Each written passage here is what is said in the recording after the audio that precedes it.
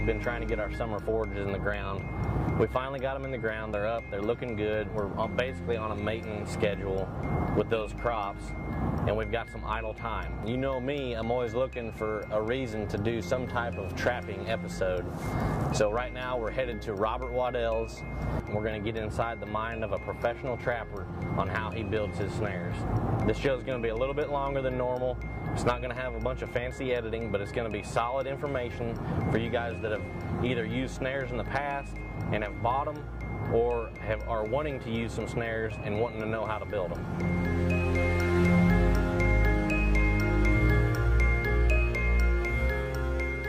All right, it's early July.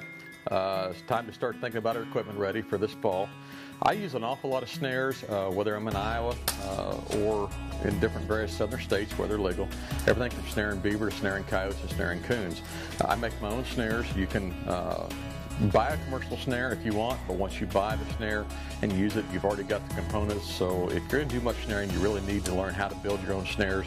When we're building snares, obviously you're going to need some type of a lock. You're going to need the stops for the end cable that go on the end of the cable, whether it's a steel annealed nut for a stop or an aluminum ferrule. You'll need the swivel washers that go between the stop and the swivel that we're going to make for the snare. Obviously you need a chunk of cable.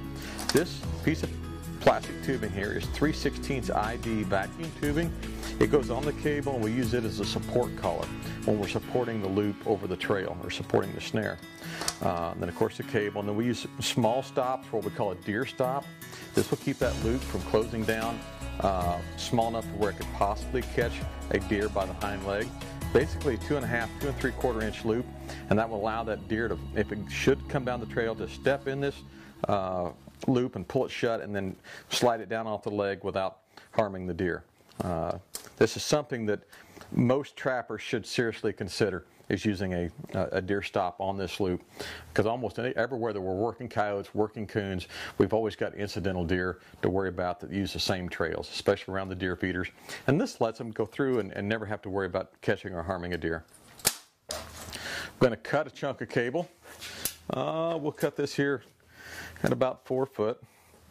This is a commercial cable cutter, but you can do the same thing with just a set of handheld cable cutters that you can buy from any supply house or Home Depot to cut your cable. And it cuts easy. It's just like cutting wire.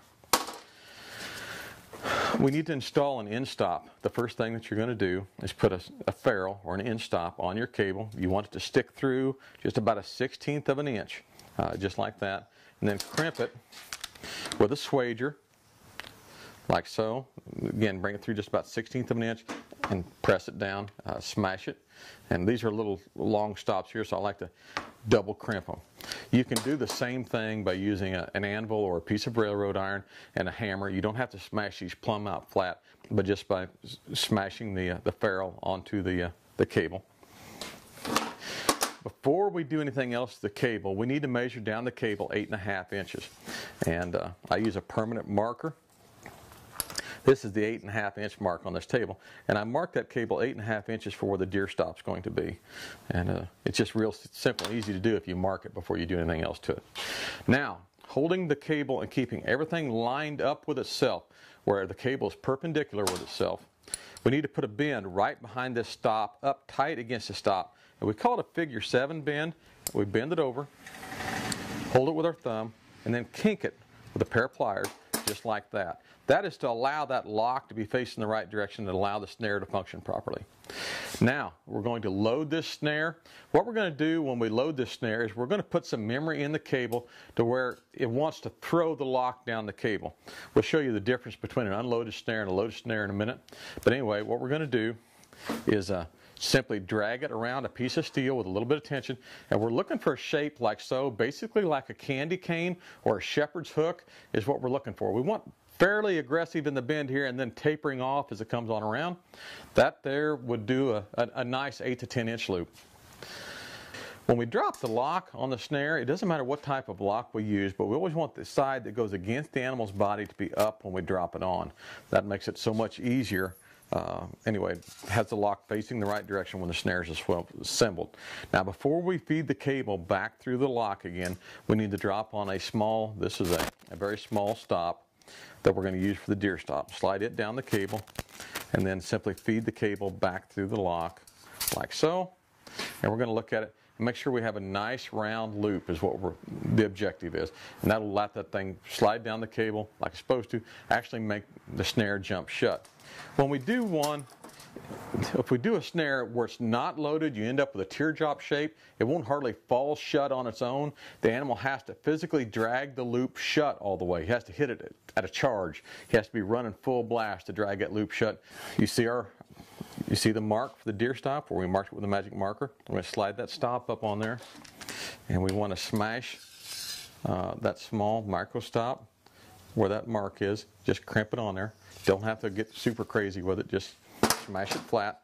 Now when we smash these, we want the flat side of that to go against the animal's body. We don't want to smash it the other direction where that burr, the side of that, is rubbing on the fur and rubbing on the animal and creating a rub. So just take a few moments and think it through when you're assembling this. Always put the flat side of these against the animal's body. All right, we've assembled our loop. We've got our deer stop on. We're going to drop on a piece of this 3/16 ID vinyl tubing that we're going to use for a support collar. Simply slide it down the cable, and then we're going to slide on a snare swivel. And let's stop, and we'll make our own swivel to start with. Typically we make most of our swivels out of a piece of number 9 wire. This is just black number 9 wire, 9 to 10, 12 inch length of wire. This is a swivel tool. We're going to put it behind the post like this. We're going to bring the wire around, dividing it evenly in two, one above and one below what we call the spindle. That's what's going to be in the center of the swivel to create the barrel of the swivel. We're going to put a crank on it and simply just crank out our swivel like so. And then we have a completed snare swivel. As you can see, there's some grease and oil on this wire. It gets on my hands. So that all needs to be cleaned and boiled off after the snares are built. But we have a good high quality snare swivel that will outlive you and I. They'll last for years and years. So the snare swivel gets dropped down the cable, and then we're going to drop on, I like to use two swivel washers. Those are going to go between the stop that we're going to put on the end of the cable and the swivel. And then an annealed nut on the back end of the cable is on this slicker 1x19 cable is what we're going to use for the end stop. This nut has been through a fire, it's removed the temper from it, and it's just soft steel. We do not want to use a nut directly from the hardware store. That nut's going to be hard, and when we smash it, the nut will crack. And the threads in the nut, when that nut is full temper, act as little chisels and are actually cutting the cable. So we want to use an annealed soft nut, and just like you don't have to use a special crimper with them, but you want that cable to stick through about 1/16 of an inch, and then just simply take a hammer and then smack that until it just goes flat, and that will hold as much or more than what this cable out here can hold. And it makes a very good end stop for the snare. The last thing before we finish is we want to line everything up, and you see how this cable's this loop's got a little bit of a bend. We want to straighten that out. It just takes a little tweaking right here by hand. We want that loop to be everything perpendicular. Everything needs to be lined up perfectly with itself. We have a nice round loop.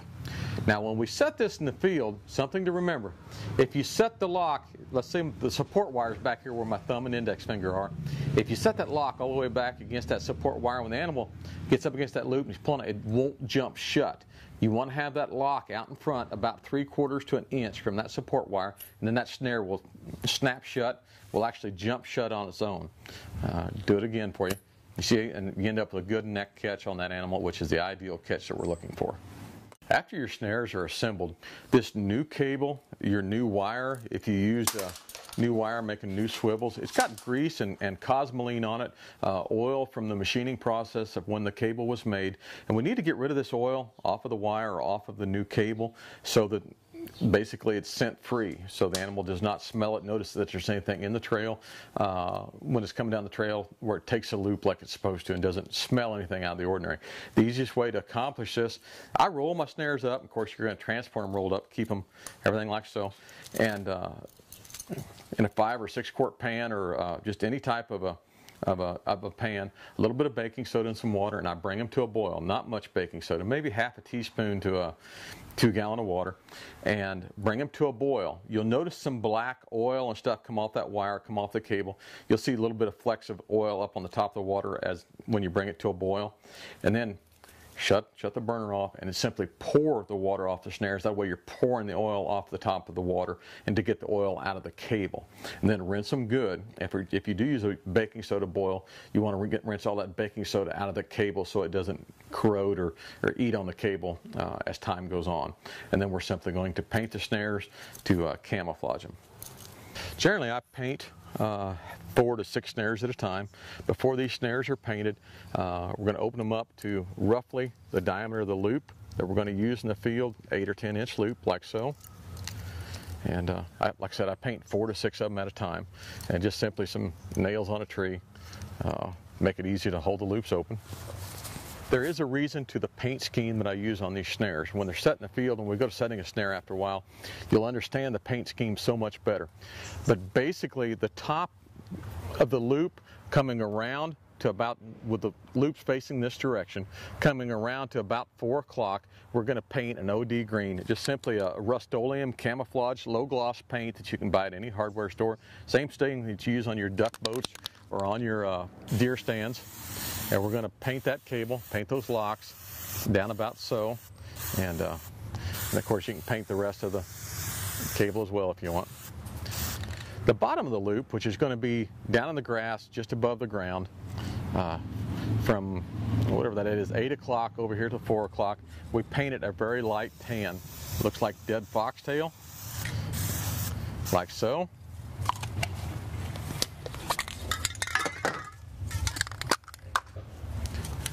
I'm sorry. The outside of the loop from 10 o'clock down again to 8 o'clock over here, we actually paint a dark color. We want the animal to see that part of the loop. That will be the offside from where the snare support is. And we want them to see that much of the loop. It helps bring their face back over and centered in the loop. When we set these after a bit, it'll become very self-explanatory as far as the color scheme. Now, when these are dry, and it just takes a moment for this aerosol paint to dry, we simply turn those snares around and repeat the painting process again. The same paint scheme. All right, we have a painted camouflage snare. One of the things when we get to the field you have to think about is how you're going to anchor this snare. And you've got your snare swivel here, and basically the easiest way, if you remember when you're building your extension cables or your earth anchors, if you leave the eye open on them, decent size, a decent size eye on the end of the cable, you can simply pass it through the snare swivel like so. Then you're going to take the snare itself and the lock and pass back through this cable like this. We call this square knotting them together. And simply get that eye of that cable, that loop, down on that snare swivel like that. You notice how everything swivels and functions just fine. We didn't have to go buy a split ring or a quick connect or a lap link or anything like that to connect them. And it's just real simple.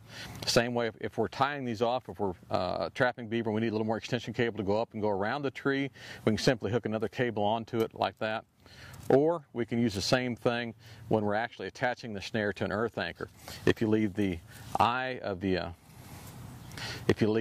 earth anchor open, big enough like this, you can attach this directly to the snare swivel, just like we did the eye of this extension cable. And to take them apart, same, just reverse process. Just simply pull the loop back through the snare loop and the lock back through the eye of the cable and unthread it. You don't need a lot of specialty tools or a bunch of other hardware that you have to keep track of to attach your extension cable to your snare. Sometimes when you get into these demos, I feel like I'm ready to ask for questions after doing this so many years at the Trappers College and teaching at the Trappers College for the FTA. If you're looking for additional instructions and some on-the-line experience as far as from a variety of different instructors, the Trappers College is probably the most economical place to go for trapper education to learn to become proficient with not only snares but any of the tools that modern-day trappers use.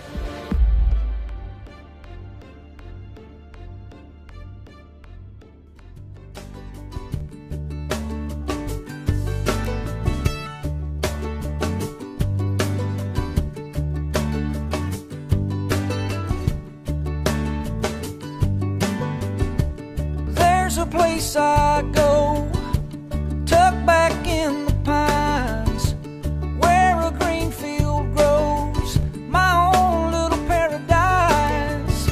I'm thankful for this land and the life that it provides. See, the measure of a man is what he leaves behind. Oh, oh, take what you need and pass it on down. Oh, oh, give a little back to this sacred ground. Sometimes you just got to get on old Chucky. Your own sacred Let him loosen up a little bit. I am what I am. If you sit me down, I'm going to talk like this. In trails, in pine plantations, nothing can be better. That'd have been good if he hadn't have just bulldozed the camera.